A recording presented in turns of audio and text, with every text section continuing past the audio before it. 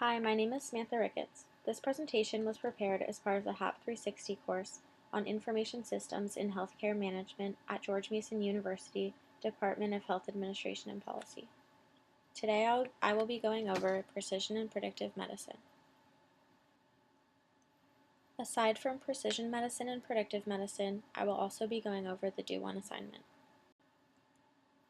Precision medicine is the emerging approach for disease treatment and prevention that takes into account individual variability in genes, environments, and lifestyle for each person.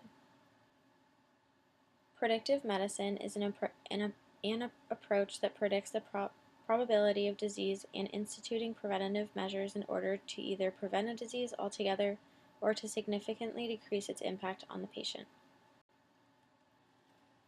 For this Do One assignment, we have 3 different questions to answer. The first is to create a table showing the relationship between anxiety diagnosis and responses to citalopram.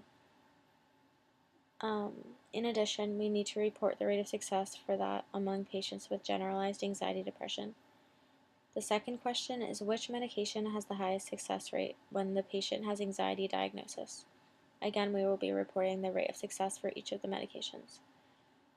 Additionally, for that one, we will be giving our opinion about why it's difficult to understand which medication works for patients with generalized anxiety depression. Lastly, we will be answering which medication has highest success rate when the patient has substance abuse. So the first thing we're going to do here is pull up our data. Once we have it up, you click the Insert button and then Pivot Date Table. From there, the data is pre-selected here, so then you just hit OK. Then once you get to this, you go to the right, search Generalized Anxiety Diagnosis, and drag it into the rows area. Next, you search citalopram, which is CIT, success, and once you get that, you drag it into the columns as well as the values. Before moving on, make sure you click down on the values arrow icon and change the settings from sum to count. After you do that, you should get a table similar to this one. Now we're going to calculate the rate of success. To do this, it's the number of success, which is 117, and then divide it by the grand total, 366, to give you 0.319. And that is the answer for the first question of the success rate for citalopram. For the second question, you're asked to find the different success rates for the different drugs and then compare them. So you'll do the same process that we just did for the other 6, and then once we get our answers, we're going to compare them to see the success rates. So after doing the same process, we have gotten all of our success rates, and we see that CIT had the highest one, 0.32 or 32%. So to answer why is it difficult to understand which medication works for patients with generalized anxiety depression, this is an opinion question, but my answer would be that it's hard to see what works for who because everyone's different.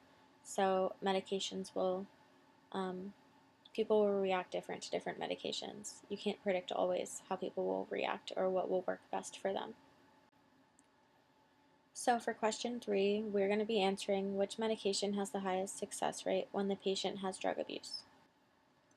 So we're going to start by going back to our original data and again pressing Insert, pressing Pivot Table, and pressing OK.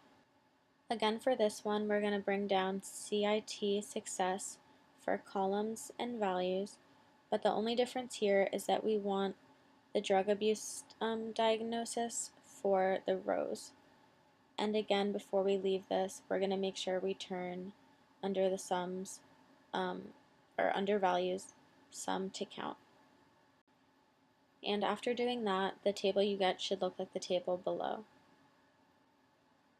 Now we're finding the rate of success again by taking the number of success, which is 36, and dividing by the grand total, 115, and we should get 0.313.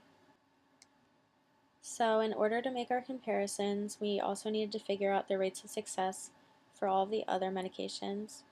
After doing that, here we can see that BUP has the highest rate of success. So that concludes my presentation. I hope it helps everyone do their due on assignments. Thank you for listening.